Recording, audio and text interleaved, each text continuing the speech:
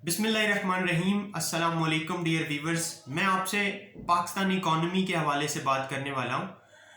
Islamic Republic of Pakistan या इस्लामी जमहूरिया पाकिस्तान हमारे मुल्क का पूरा नेम है और दुनिया में आबादी के लिहाज से पाकिस्तान छठा बड़ा मुल्क है, जिसकी हेड काउंट्स के हवाले से आबादी 22,08,92,000 बनती है।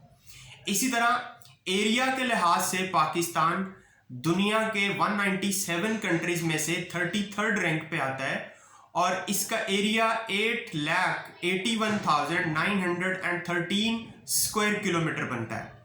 पाकिस्तान एक एशियन कंट्री है और इसके सराउंडिंग में इंडिया, चाइना, अफगानिस्तान और ईरान जैसे कंट्रीज मौजूद हैं। अब किसी कंट्री की इकॉनमी को जज करने के लिए हम सबसे पहले उसकी जीडीपी को देखते हैं। तो इससे पहले कि मैं आपको पाकिस्तान की इकॉनमी या उसकी जीडीपी के बारे में कुछ बताऊं, सबसे पहले मैं आपको ये बताना चाहता हूं कि जीडीपी होती क्या है। जीडीपी ग्रॉस डोमेस्टिक प्रोडक्ट की शॉर्ट फॉर्म है और इसका मतलब ये बनता है कि किसी मुल्क की बाउंड्रीज के अंदर एक साल के अरसे में जितनी भी गुड्स एंड सर्विसेज प्रोड्यूस की जाएं उनकी monetary value. The goods and services produced in a year in a country is called GDP और Gross Domestic Product। ठीक है, अब मैं आपको पाकिस्तान की जीडीपी के हवाले से कुछ फैक्ट्स फिगर्स बताता हूँ। पाकिस्तान की नॉमिनल जीडीपी जो है वो 284.214 बिलियन यूएस डॉलर बनती है। Nominal GDP in the sense के मॉनेटरी वैल्यू में, ठीक है। और नॉमिनल जीडीपी के पॉइंट ऑफ व्यू से पाकिस्तान जो है वो दुनिया का 42nd कंट्री कहलाता है। इसी तरह एक जीडीपी परचेजिंग पावर पैरिटी के हवाले से यानी कंजम्पशन के पॉइंट ऑफ व्यू से भी हम देखते हैं। परचेजिंग पावर पैरिटी के लिहाज से पाकिस्तान जो है दुनिया में 24th रैंक पे आता है और परचेजिंग पावर पैरिटी के हवाले से जो पाकिस्तान की जीडीपी बनती है वो 1.202 ट्रिलियन यूएस डॉलर बनती है। ठीक है, ये तो इसकी जीडीपी का फैक्ट था। अब कुछ और फैक्ट्स के जीडीपी, आपको पता है कि जितनी भी गुड्स एंड सर्विसेज एक मुल्क में एक साल में प्रोड्यूस होती हैं उनकी मॉनेटरी वैल्यू को कहते हैं।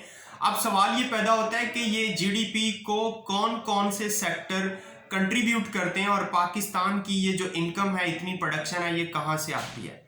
तो वैसे तो इंडिविजुअली तो हम इसको डिस्कस करना और बताना कि कौन कौन सा सेक्टर कितना देता है वो बहुत मुश्किल हो जाता है।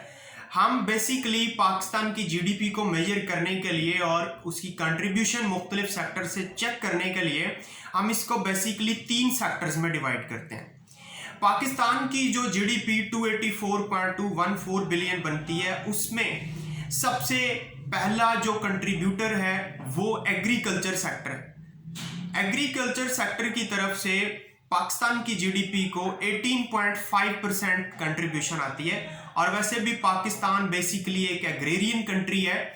तकरीबन कोई 60% जो पॉपुलेशन है पाकिस्तान की वो एग्रीकल्चर से बिलोंग करती है। लेकिन अनफॉर्चुनेटली बेसिकली एग्रेरियन कंट्री होने के बावजूद हमारी कोई ऑलमोस्ट 40% जो लैंड है वो बैरन पड़ी हुई है और तमाम जो हमारा एग्रीकल्चरल लैंड है, एरिया है, उसको कल्टीवेट नहीं किया जा सकता due to some certain reasons. इसके बाद दूसरा जो जीडीपी को कंट्रीब्यूटर है वो इंडस्ट्रीज हैं। इंडस्ट्रीज मतलब मैन्युफैक्चरिंग सेक्टर। मैन्युफैक्चरिंग सेक्टर तमाम जितनी भी इंडस्ट्रीज हैं उसमें कॉटन इंडस्ट्री है, लेदर इंडस्ट्री है, टेक्सटाइल इंडस्ट्री है, शुगर इंडस्ट्री, कोई भी इंडस्ट्रीज हैं, ये सारे मैन्युफैक्चरिंग सेक्टर है, इसको हम इंडस्ट्रीज का नाम देते हैं। और इंडस्ट्रीज का पाकिस्तान की जीडीपी को 20.3% कंट्रीब्यूशन बनता है। और इसी तरह सबसे जो मेजर कंट्रीब्यूटर है पाकिस्तान में जीडीपी को वो सर्विसेज सेक्टर है। सर्विसेज सेक्टर पाकिस्तान की जीडीपी को 61.2% कंट्रीब्यूट करता है। ठीक है, ये तो 3 बेसिकली सेक्टर्स हैं जो जहां जहां से पाकिस्तान की जो इनकम है वो होती है। अब मैं आपसे कुछ इसके बाद में अपनी गुफ्तगू को 2 पार्ट्स में डिवाइड कर रहा हूं। पाकिस्तान की स्ट्रेंथ्स, पाकिस्तान की इकोनॉमी की स्ट्रेंथ्स और उसके जो मसाइल हैं, जो उसके इश्यूज हैं, 2 हिस्सों में मैं इसे डिवाइड कर रहा हूं। सबसे पहले मैं आपसे शेयर करता हूं कि पाकिस्तान की स्ट्रेंथ्स क्या हैं। तो बिल्कुल मैंने अभी कहा कि पाकिस्तान का जो एग्रीकल्चर सेक्टर है वो थोड़ा कंट्रीब्यूशन देता है एग्रेरियन होने के बावजूद, लेकिन यही एग्रीकल्चर सेक्टर पाकिस्तान की स्ट्रेंथ भी है। ठीक है, अगर हम उसको फुली यूटिलाइज करें तो इसे एग्रीकल्चर सेक्टर पाकिस्तान को बहुत ज़्यादा फायदा दे सकता है।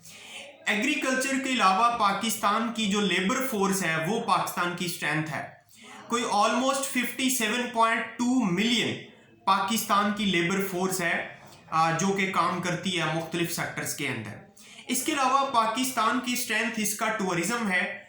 दुनिया के चंद एक खूबसूरत तरीन टूरिस्ट रिजॉर्ट्स और एरियाज की तरह पाकिस्तान के अंदर भी इस तरह के रिजॉर्ट्स और टूरिस्ट प्लेसेस हैं जिसमें बेस्ट पोटेंशियल पाया जाता है।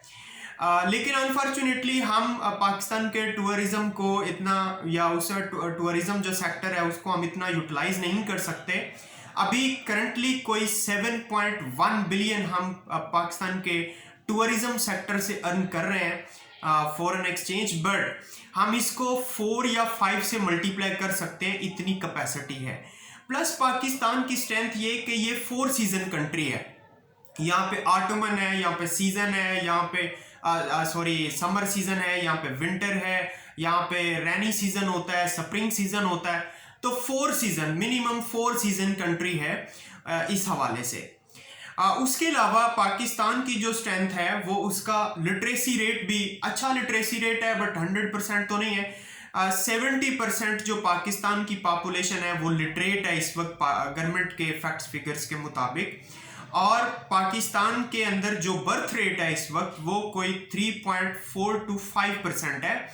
और इसके अलावा पाकिस्तान का जो सबसे इम्तियाजी जो एक सेक्टर है वो डिफेंस सेक्टर है। पाकिस्तान का डिफेंस सेक्टर दुनिया के बेहतरीन डिफेंस सिस्टम्स में शुमार होता है। उसके बेस्ट मिसाइल्स, उसकी 4 टाइप्स की फोर्सेस, जिसमें मिलिट्री है, जिसमें एयर फोर्स है, जिसमें रेंजर्स हैं, जिसमें नेवी है। ठीक है, तो इस हवाले से पाकिस्तान की एक बहुत बड़ी अहमियत है जोग्राफियाई लिहाज से। लेकिन जो असल हमारा डिस्कशन का मैटर था वो major issues in Pakistan economy है।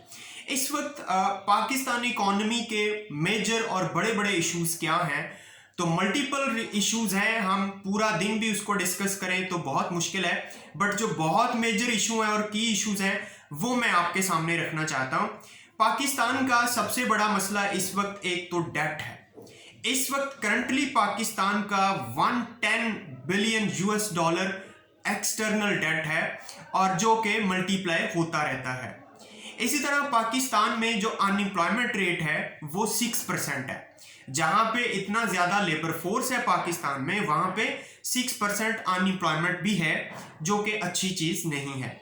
इसके अलावा पाकिस्तान की इकोनॉमी का इस वक्त जो बहुत ही बर्निंग इशू है वो इन्फ्लेशन है। पाकिस्तान में इस वक्त करंटली 14.56% इन्फ्लेशन रेट है, जिसको इकोनॉमिस्ट रनिंग इन्फ्लेशन कहते हैं, और ये किसी भी मईशत के लिए तबाहकुन होता है। इसके अलावा पाकिस्तान का एक प्रॉब्लम ओवर पॉपुलेशन है या पॉपुलेशन प्रेशर है। पाकिस्तान में इस वक्त मैंने अभी बात की कि फर्टिलिटी रेट जो है 3.5 to 4% है फर्टिलिटी रेट, जो कि डेवलप्ड नेशंस की निस्बत बहुत ज़्यादा है। पाकिस्तान की अगर हम फर्टिलिटी रेट की तो बात करें कि ये 3 पॉइंट समथिंग है, लेकिन इसके बदले में हम एडवांस नेशंस का फर्टिलिटी रेट देखें तो वो 1.9% है, जहां पे पर कैपिटा जीडीपी या पर कैपिटा इनकम $50,000 बनती है, जबकि हमारे जैसे पाकिस्तान के कंट्री जो है इसकी 3012 जीडीपी बनती है per capita. 3012 per capita GDP या पर कैपिटा इनकम, पर पर्सन इनकम बनती है पाकिस्तान के अंदर, लेकिन हमारा जो फर्टिलिटी रेट है उनसे दुगना है एडवांस नेशंस की निस्बत, जो कि अलार्मिंग है।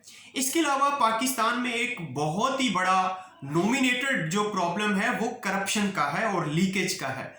पाकिस्तान के अंदर करप्शन का वॉल्यूम अगर मैं आपको इस वक्त बताऊं तो $500 बिलियन बनता है।